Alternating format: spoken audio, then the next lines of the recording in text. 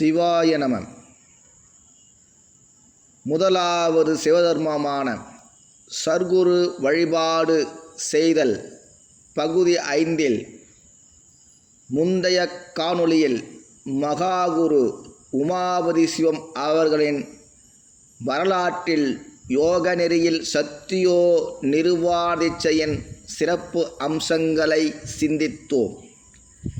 இக்காணொளியில் பகுதி 6 அபிடேக ஆச்சார்தீட்சையின் சிறப்பு அம்சங்களை சிந்திப்போம். அபிடேக ஆச்சார்தீட்சை என்பதின் சிறப்பம்சங்கள். அபிடேக ஆச்சார்தீட்சை என்பது அருட்கல்வியில் மிக சிறந்தும் மேன்மையும் தேர்ச்சியும் அடைந்து நன்கு பக்குவம் பெற்ற மாணவர் தான் குருவின் நிலைக்கு உரிய பக்குவந்தனை எய்தும்போது கிரியா குருவிற்குண்டான பண்பு நலன்களை கற்பிக்கப்படும் உபதேசங்களே ஆச்சார்தீட்சை முறையாகும். குரு பாரம்பரிய மரபின் வாயிலாக தொன்று தொட்டு கற்பிக்கப்படும் அருட்கல்விதனை சமயதீட்சை, விசேஷதீட்சை, யோக நெறி தீட்சை என்னும் தீட்சைகளின் மூலமாக கிரியாகுருவின் உபதேசங்களால் சிவவழிபாட்டு நெறிமுறைகளையும் யோக முறைகளையும் சிறப்புற கற்பித்தனவற்றையெல்லாம் தக்கபடி அன்புடன் அதற்கு உண்டான நியமங்களை பின்பற்றி சிறப்புற செயலாக்கம் நிகழ்த்தி வரும் பட்சத்தில் மேன்மையடைந்த மாணவனது அருட்கல்விதனில் தோய்ந்தும் தெளிந்தும் மேலோங்கிய பக்குவ நிலையை அடைய பெற்றுள்ள உன்னத தன்மைகளையும் ஆய்ந்து அத்தகு மாணவர் மற்ற ஏனைய மாணவர்களுக்கு அருட்கல்விதனை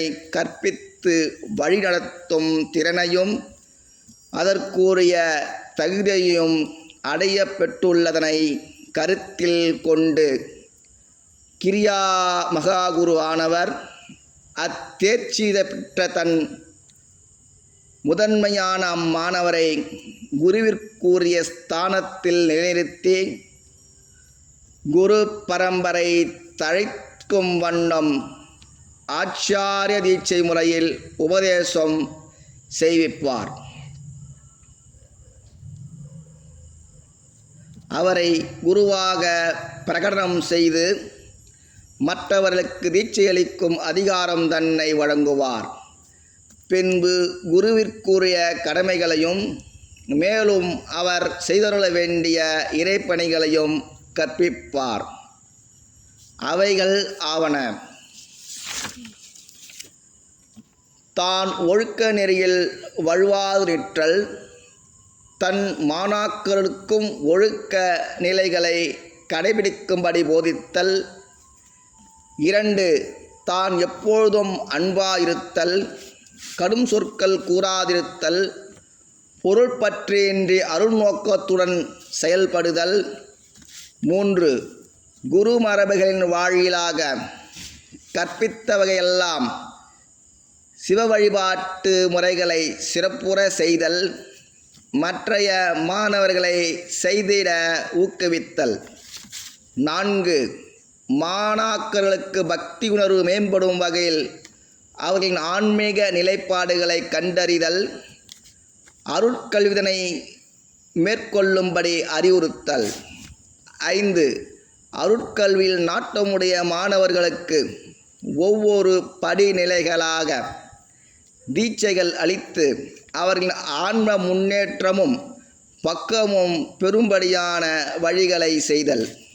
6 தன்னிடம் அருட்கல்வியற்ற மாணவர்களை உயர்வு தாழ்வு பேதமின்றி சமமாக நடத்துதல். எவர்களிடத்தும் எவ்வித எதிர்பார்ப்புகள் இன்றியும் இருத்தல். 7 தன் மாணாக்கரின் பக்குவ நிலைக்கேற்றவாறு அணுகுமுறை செய்து அவர்களை தக்கபடி வழிநடத்துதல். எப்போதும் நடுநிலைத்தன்மையை நிற்றல்.